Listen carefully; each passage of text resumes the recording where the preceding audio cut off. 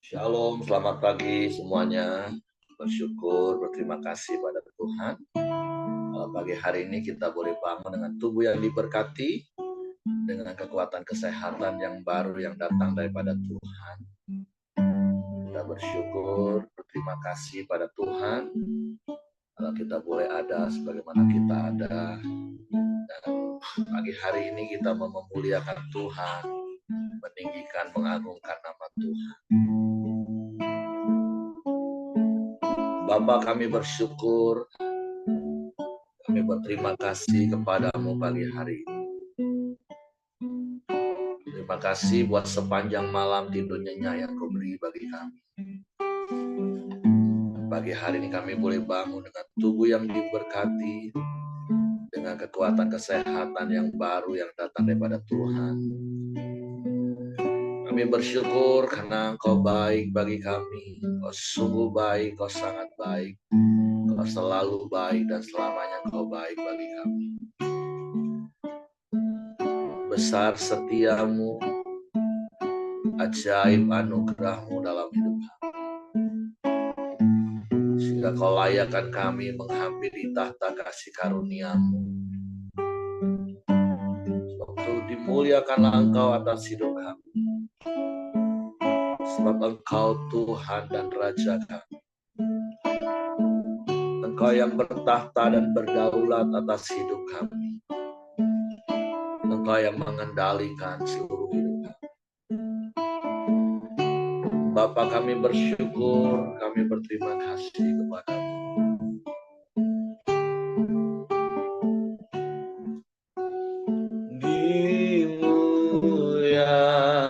Dimuliakan, ditinggikan, Yesus Tuhan, Kau Raja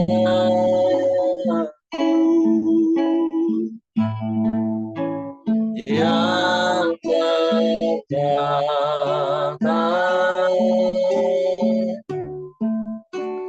yang berkuasa,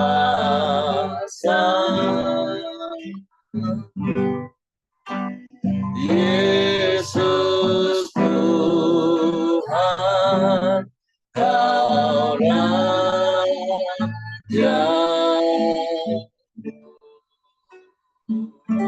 Kami muliakan Engkau. Dimuliakan.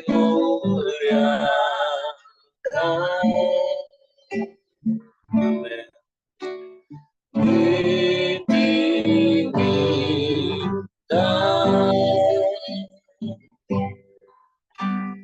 Yesus Tuhan, Kau Raja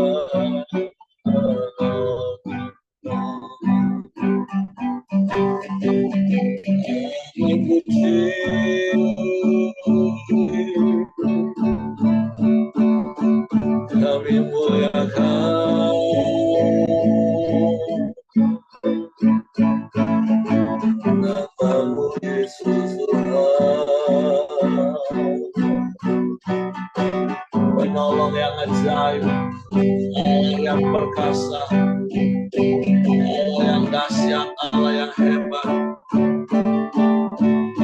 yang sanggup melakukan segala perkara. Tiada yang mustahil bagimu, tiada yang sukar bagimu. Haleluya,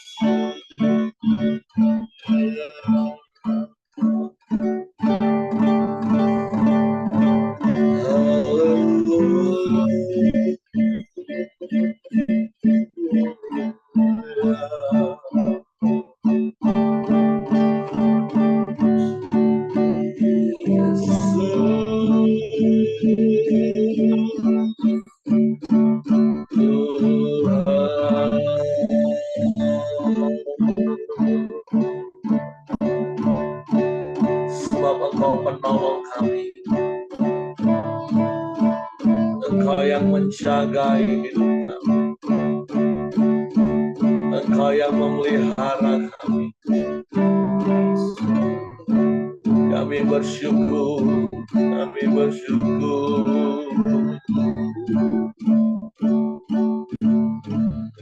Penolong yang selalu setia,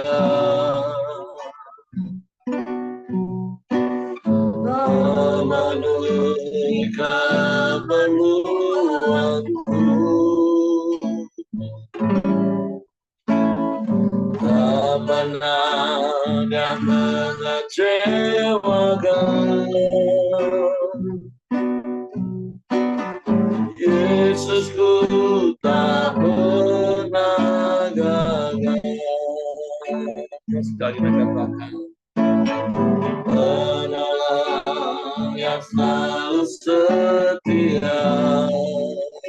Amin.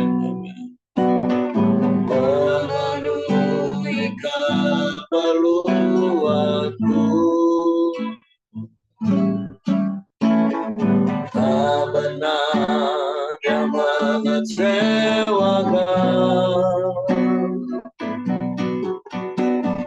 Yesusku tak pernah gagal. Segala perkara dapat ku tangguh di dalam Dia yang memberi kekuatan. Tuhan Yesus penolong dan sahabat, tetap percaya Tuhan setia. Amin. Haleluya. Penolong yang selalu setia, ya, memenuhi keperluanku. Tak pernah dia mengecewakan.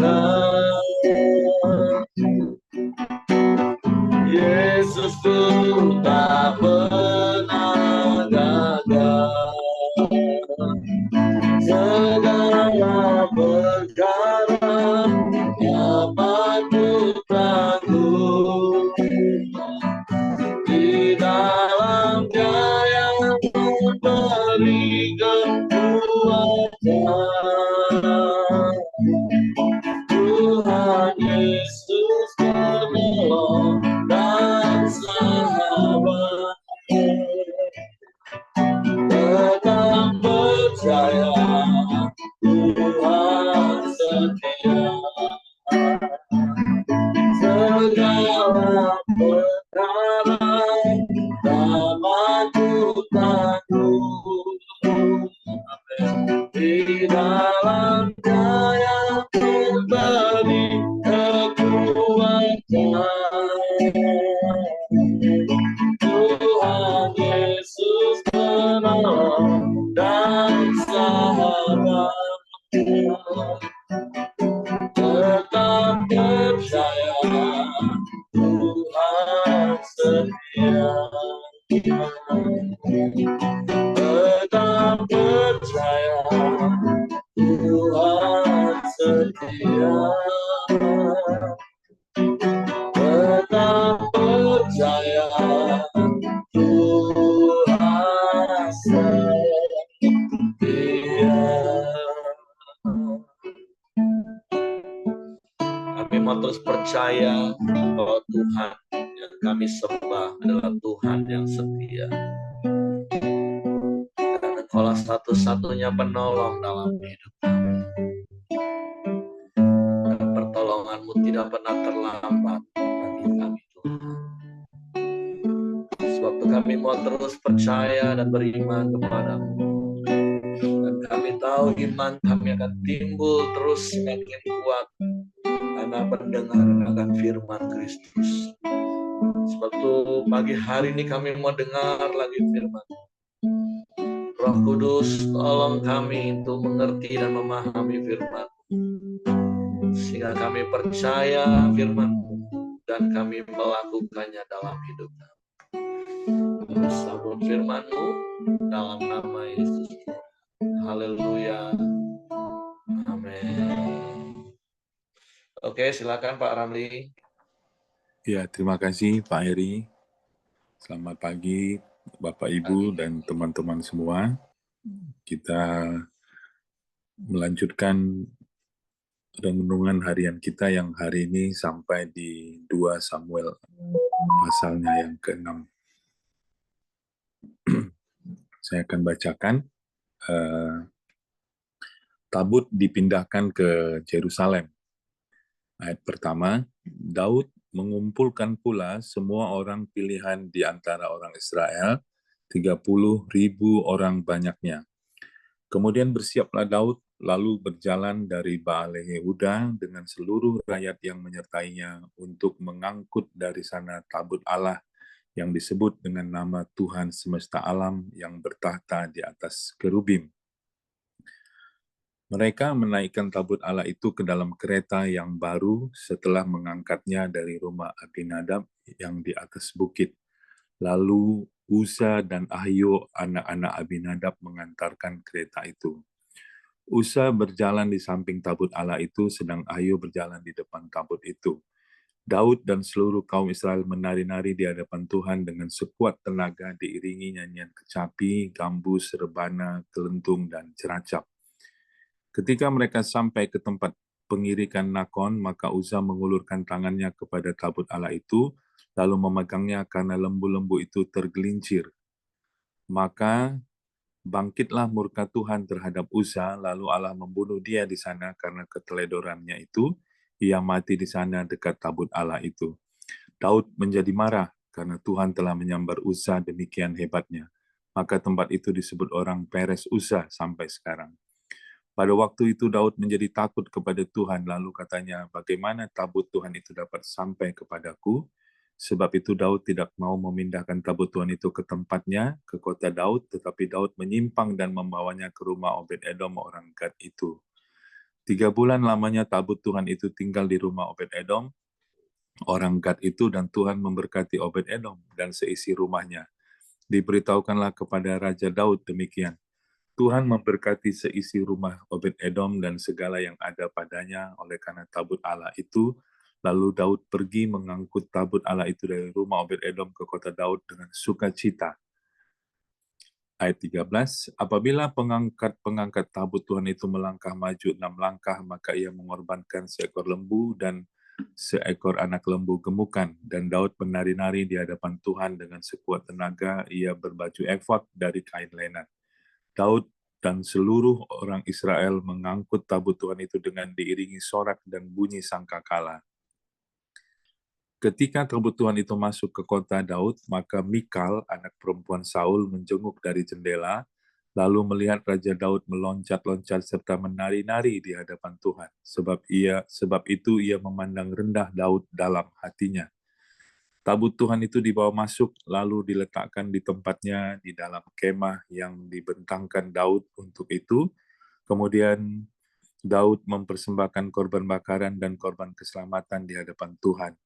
Setelah Daud selesai mempersembahkan korban bakaran dan korban keselamatan, diberkatinyalah bangsa itu demi nama Tuhan semesta alam. Lalu dibagikannya kepada seluruh bangsa itu, kepada seluruh khalayak ramai Israel, baik laki-laki maupun perempuan, kepada masing-masing seketul roti bundar, sekerat daging, dan sepotong kue kismis. Sesudah itu pergilah seluruh bangsa itu masing-masing ke rumahnya.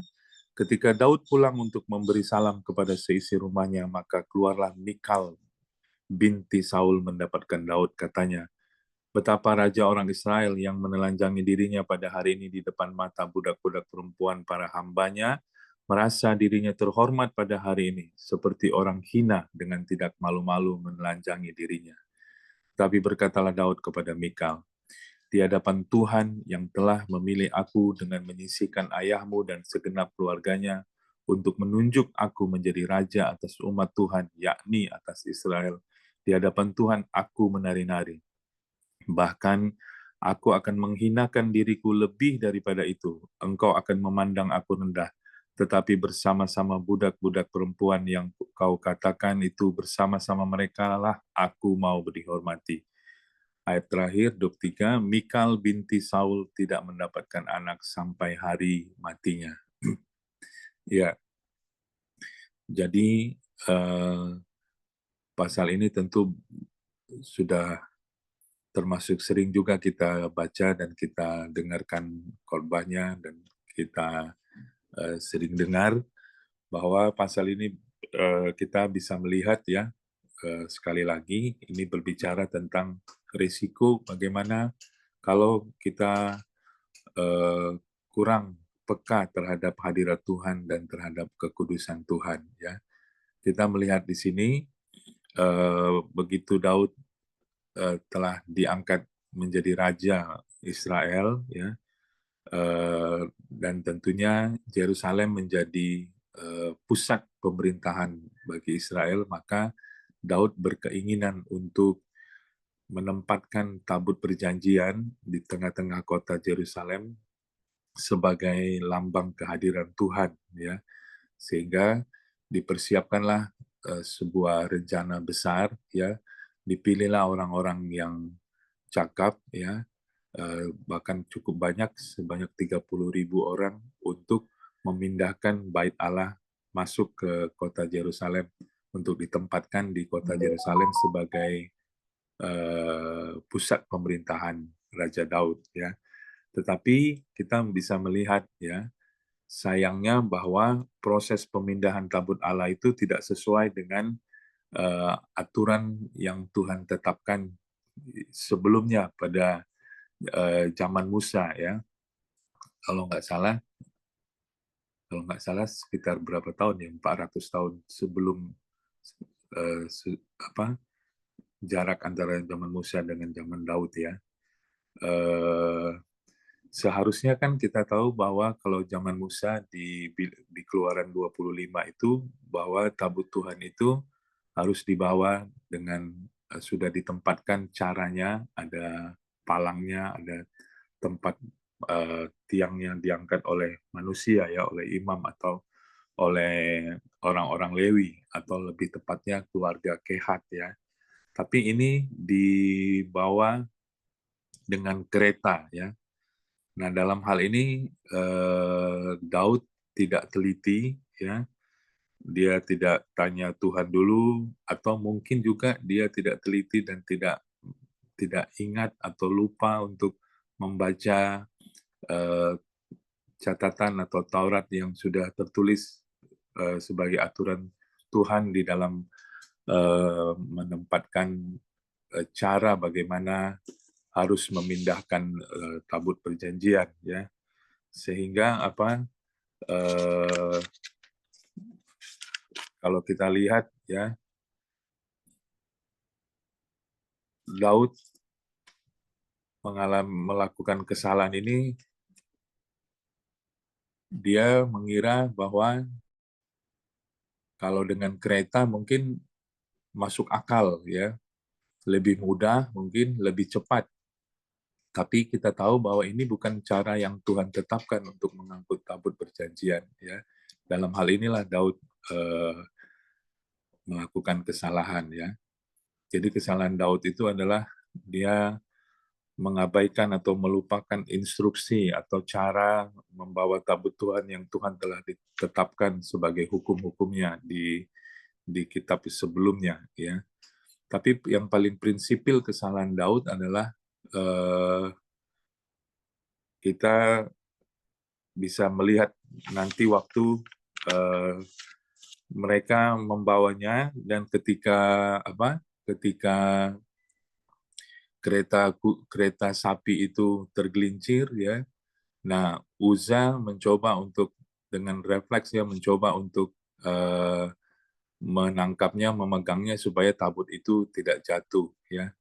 Tapi tentu saja itu adalah perbuatan yang sangat terlarang, ya, pada hukum Tuhan pada waktu itu, karena tidak boleh dipegang, ya. Jangankan oleh orang biasa, oleh imam-imam, oleh suku Lewi pun yang seharusnya membawa tabut itu sudah keluar peraturan bahwa itu tidak boleh dipegang, ya. Sehingga apa yang terjadi, ya, yang terjadi adalah Uza dihukum oleh Tuhan, Tuhan marah sehingga Uza harus mati, ya. Nah, kenapa Uza harus mati? Ya, kadang-kadang kita berpikir kan, apakah setimpal, ya, kesalahan Uza itu, ya, dengan resiko yang harus diterima oleh Uza, ya. Dia harus mati, ya. Tetapi memang itu adalah sebuah ketetapan, ya. Karena memang di sini kita belajar bahwa dari cara mereka mengangkut tabut perjanjian tersebut, ya, Uza dan lain sebagainya, orang-orang yang di situ, ya, menunjukkan bahwa mereka telah kehilangan rasa kagum dan rasa hormat terhadap kekudusan Tuhan, ya. Jadi Uza yang lainnya menganggap bahwa tabut perjanjian itu sama aja dengan benda-benda yang lain atau barang-barang yang lain yang bisa dipegang kapan saja, di mana saja, ya. Dan sikap hati yang seperti itulah yang ditentang oleh Tuhan, sehingga Uza harus menerima resiko daripada perbuatannya tersebut, ya. Yang kedua, kita bisa belajar dari Mikal, ya, istri Daud, yaitu anak Saul. Dia juga adalah, kalau dari kisah ini kita melihat orang yang tidak peka atau tidak sensitif terhadap hadirat Tuhan dan kekudusan Tuhan, ya.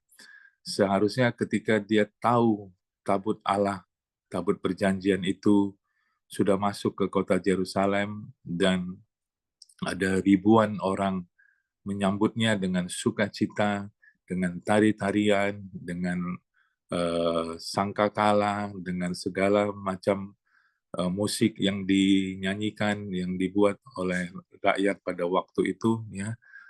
Sikap hati yang benar seharusnya kalau kita pikir-pikir, ya, harusnya Mikal juga berlari-lari bergabung, ya, dengan rombongan tersebut, menyambut tabut itu dengan rasa kagum dan rasa hormat dengan sukacita.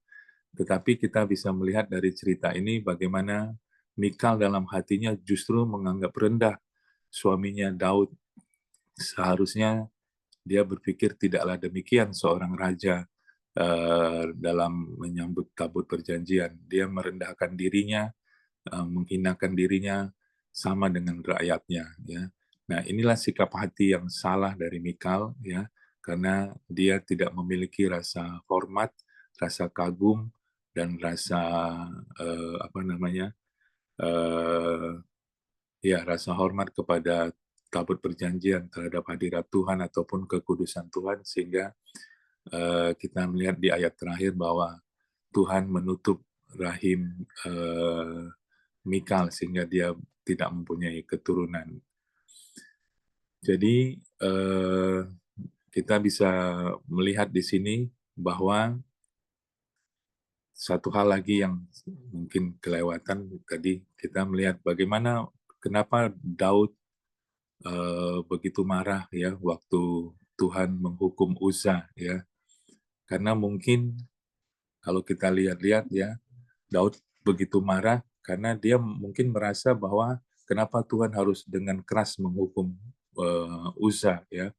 Padahal kan Daud mempunyai motivasi niat, ya, punya motif yang baik untuk mengangkut tabut perjanjian ke tengah-tengah Yerusalem supaya orang Israel tetap mengingat kehadiran Tuhan, karena tabut perjanjian adalah lambang kehadiran Tuhan, ya. Tapi tentu saja, ya, niat yang baik tidak cukup, ya.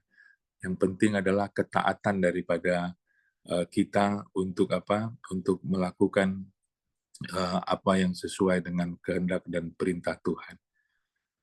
Itu yang saya dapat ya. Jadi pelajaran apa yang bisa kita ambil sekali lagi adalah kita perlu hari-hari ini mengkoreksi, mengintrospeksi diri kita masing-masing ya. Bagaimana kepekaan kita hari-hari ini terhadap hadirat Tuhan dan terhadap kekudusan Tuhan. Adakah di dalam hati kita ya rasa hormat yang tinggi terhadap hadirat Tuhan, terhadap kekudusan Tuhan ya. Kita menjunjung tinggi ya kehadirat Tuhan ataupun kekudusan Tuhan. Adakah rasa takut ya di dalam hati kita atau mungkin kita sudah menganggap biasa hadirat Tuhan. Ya, kita sudah menganggap apa namanya? Hal yang biasa sajalah di dalam hadirat Tuhan itu. Tidak perlu lagi kita memiliki rasa hormat yang tinggi, rasa kagum yang tinggi, rasa takut yang besar terhadap hadirat Tuhan ya. Kita menganggap hadirat Tuhan itu ya sama sajalah dengan acara-acara hiburan ya, acara-acara TV ya, atau hal-hal yang lainnya ya. Nah itu yang saya dapat hari ini ya. Eh, apa namanya? Bagaimanapun kita harus mengerjakan ya pekerjaan-pekerjaan Tuhan tersebut bukan dengan cara-cara kita ya, tapi pekerjaan-pekerjaan Tuhan harus kita lakukan dengan cara-cara Tuhan ya. Kalau cara-cara kita ingin cepat, ingin mudah ya, tapi kita harus selalu bertanya kepada Tuhan, apakah ini merupakan cara Tuhan, kehendak Tuhan ya, sesuai dengan kebenaran Tuhan yang kita mungkin sudah tahu ya. Oleh karena itu kita perlu teliti ya, perlu diskusi ya, perlu tanya Tuhan, perlu uji hati kita apakah ini apa namanya obsesi kita, hasratnya kita atau ini sudah sesuai dengan kehendak Tuhan. Demikianlah harusnya kita mengerjakan pelayanan, pekerjaan ya ataupun aktivitas di tengah-tengah keluarga kita. Saya kira itu yang bisa saya bagikan, Pak Heri. Ya, saya kembalikan kepada Pak Heri. Tuhan memberkati. Oke, terima kasih untuk Pak Ramli buat sharing firman pagi hari ini. Jadi ada satu prinsip yang harus kita pegang teguh dari peristiwa ini. Terkadang dalam hidup ini kita punya tujuan yang baik, tapi kalau caranya salah, maka bisa berantakan semua tujuan kita. Nah, tentu kita tahu seperti yang Pak Ramli tadi sampaikan, harusnya Daud tetap berpegang pada prinsip atau cara yang Tuhan sudah tetapkan untuk dia mengangkut tabut Allah.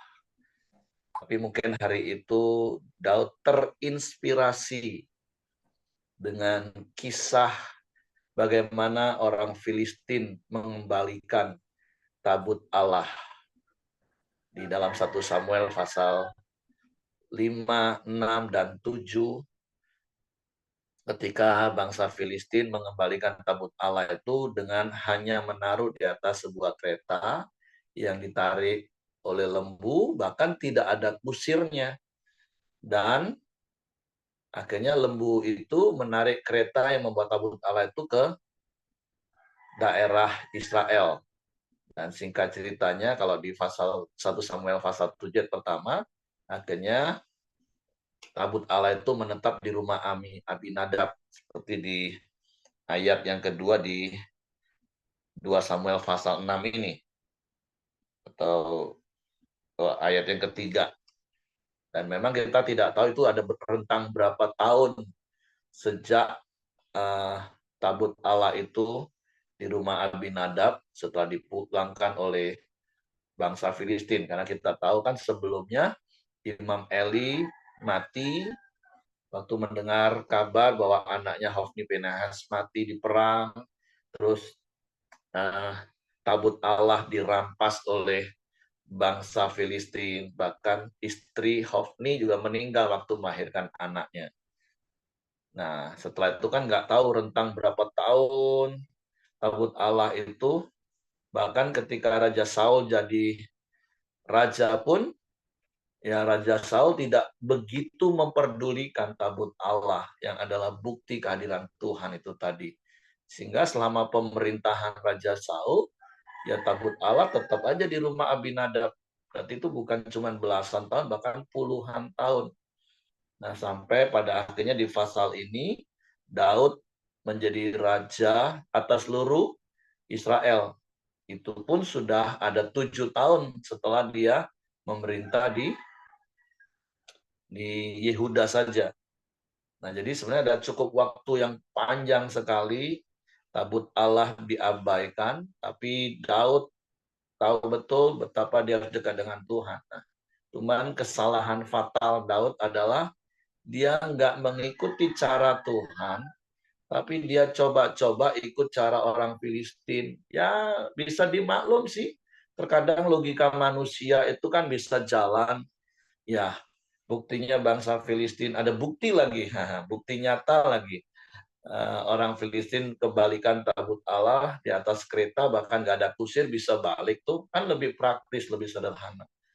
Tapi ingat, di dalam hal kebenaran firman Tuhan, ini ada hal-hal prinsip yang nggak bisa dilanggar, bahkan nggak bisa dirubah.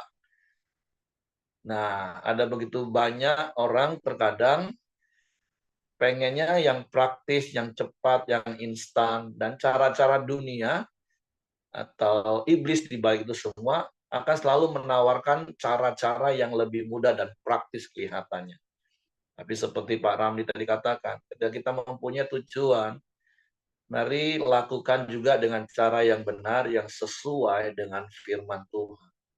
Walaupun memang terkadang agak ribet, kalau kita mau tetap berpegang teguh pada prinsip firman Tuhan.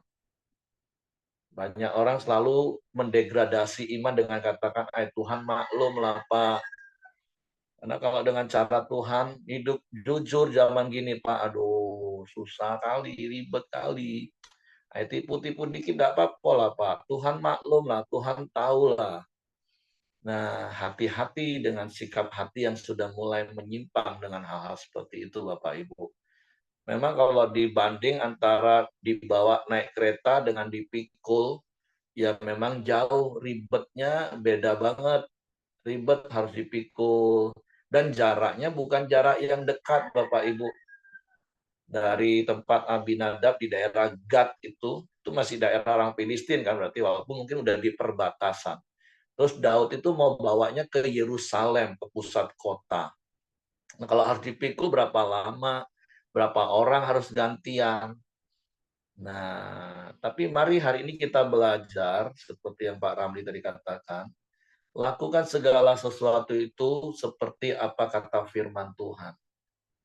Memang mungkin sepertinya prosesnya agak lama, bahkan agak ribet, agak rumit. Tapi percayalah ketika kita melakukan sesuai dengan firman, maka Tuhan itu turut bekerja di dalamnya. Pasti akan jadi happy ending. Jadi mari pegang teguh prinsip ini. Jangan cuma sekedar cari cepat, cari praktis, sehingga kita melakukan, mengikuti, mencontoh cara-cara orang dunia. Karena itu nggak berkenan pada Tuhan.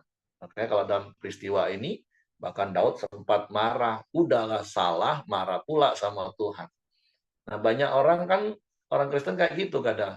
Sudahlah dia melakukan tindakan sesuai keinginan dagingnya, nggak taat dengan firman.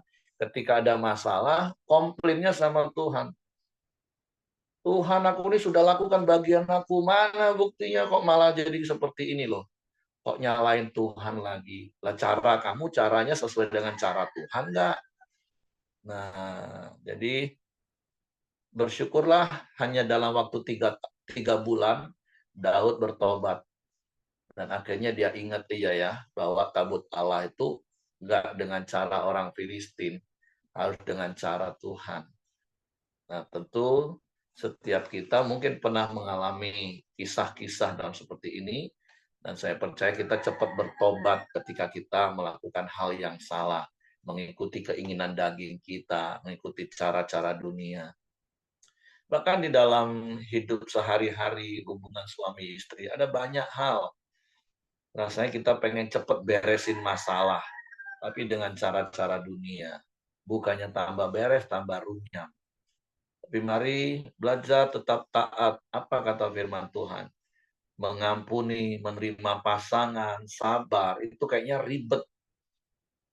Tapi itulah firman Tuhan. Ya saya bersyukur kalau berkali-kali seperti saya katakan, ujung-ujungnya kalau ngomong sama Pak Heri itu firman. Iya, agak ribet ngadepin pasangan kita kalau harus pakai firman.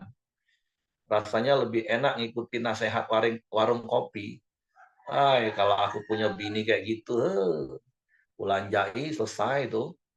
Nah, disabarin Pak, tambang lunja Pak. Nah, tinggal pilih mau ngikutin nasihat firman Tuhan, sabar, terima pasangan apa adanya, atau ngikutin cara warung kopi yang sepertinya, wah istri akhirnya tunduk Pak, takut aku tunjukin garang dan otoriter aku.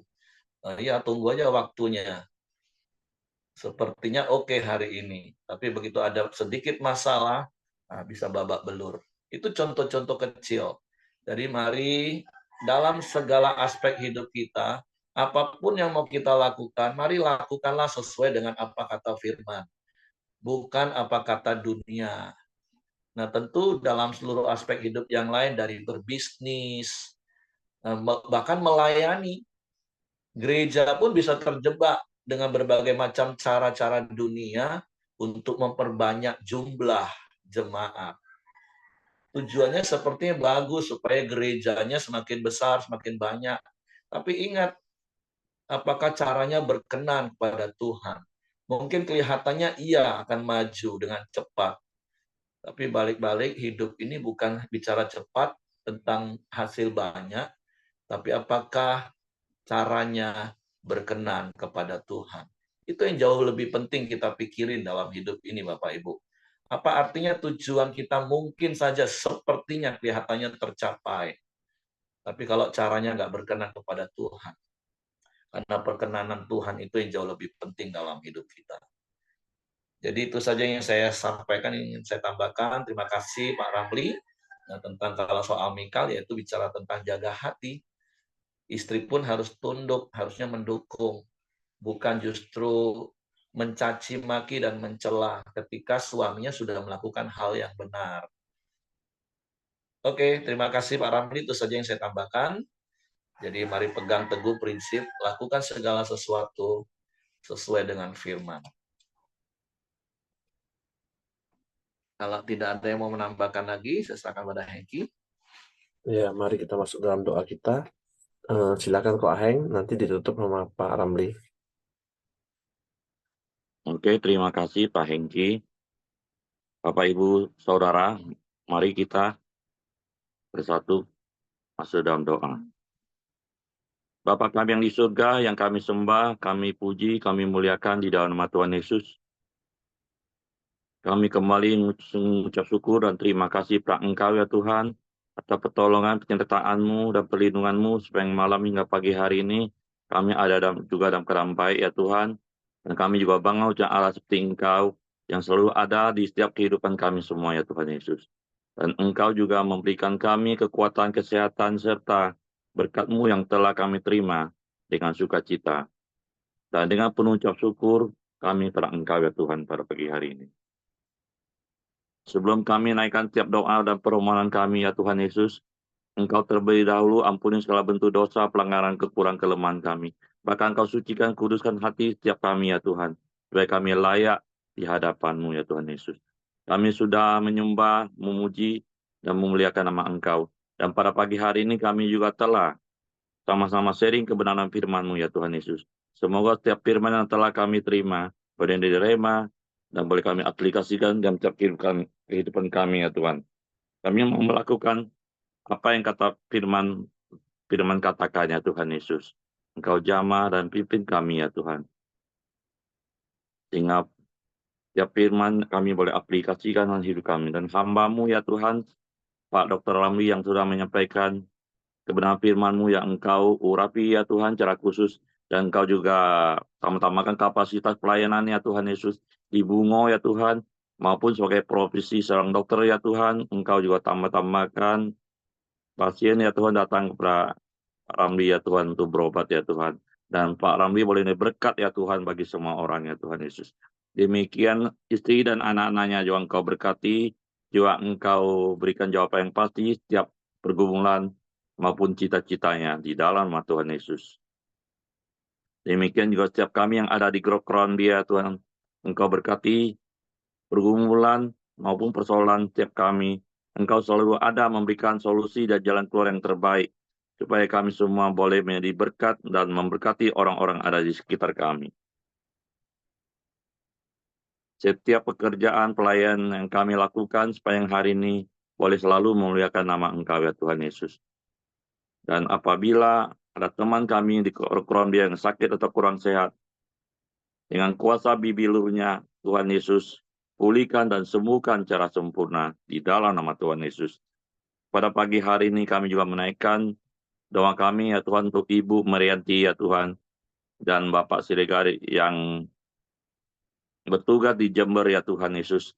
Engkau selalu berikan kekuatan kesehatan ya Tuhan yang prima. Dan segala apa yang dilakukan ya Tuhan di Jember, boleh Engkau lancarkan, Engkau berkati ya Tuhan, dan boleh berkat bagi semua orang di dalam nama Tuhan Yesus. Demikian pada pagi hari ini kami juga berdoa buat bangsa dan negara Indonesia ya Tuhan dan pemerintahnya. Engkau berkati ya Tuhan, Engkau supaya Indonesia tetap bersatu ya Tuhan, jauhkan dari segala perpecahan. Aparat dan TNI tetap setia menjaga kedaulatan negara Republik Indonesia dari kota-kota sampai ke pedesaan sekalipun ya Tuhan, supaya tetap aman, damai, dan seluruh bangsa Indonesia, mulai dari para pemimpin dari pusat ya Tuhan, Presiden, Wakil Presiden, para menteri dan jajaran Tuhan Yesus. Demikian daerah mulai dari gubernur, wali kota, bupati, camat, kelurahan, bahkan sampai ke RT RW ya Tuhan Yesus.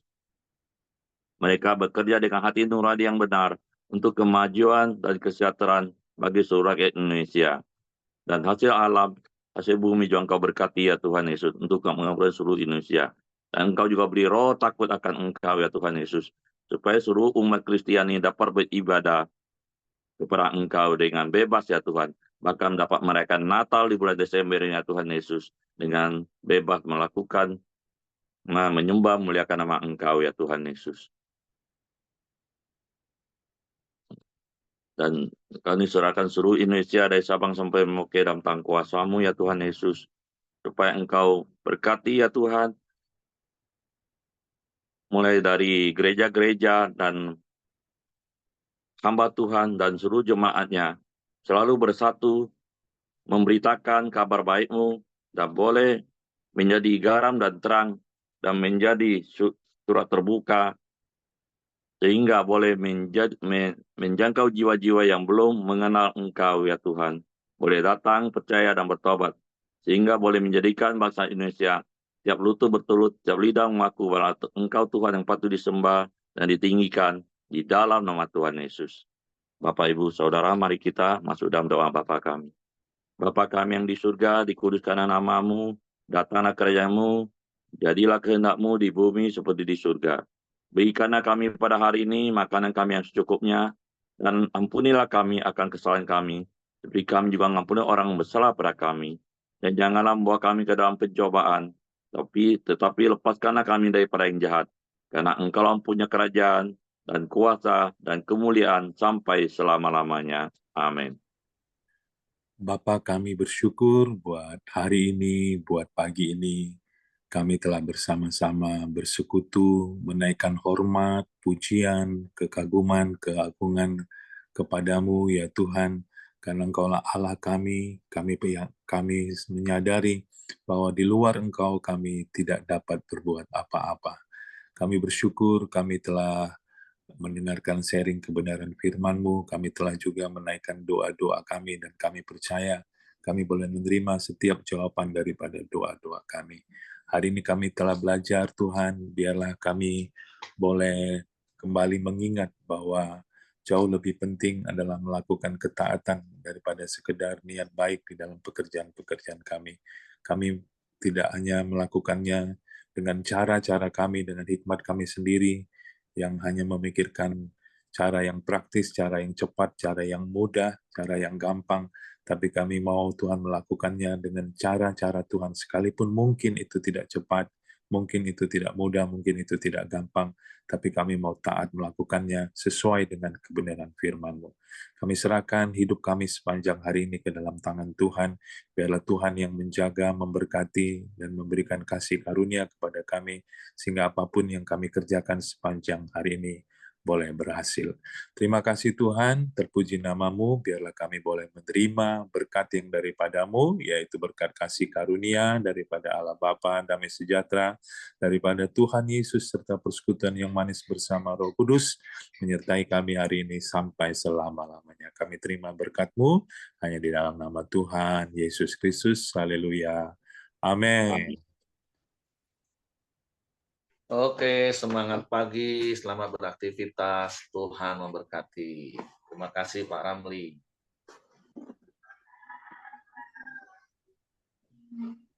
Thank you ya semuanya. Tuhan berkati Pak Ramli. Terima kasih firman-Nya.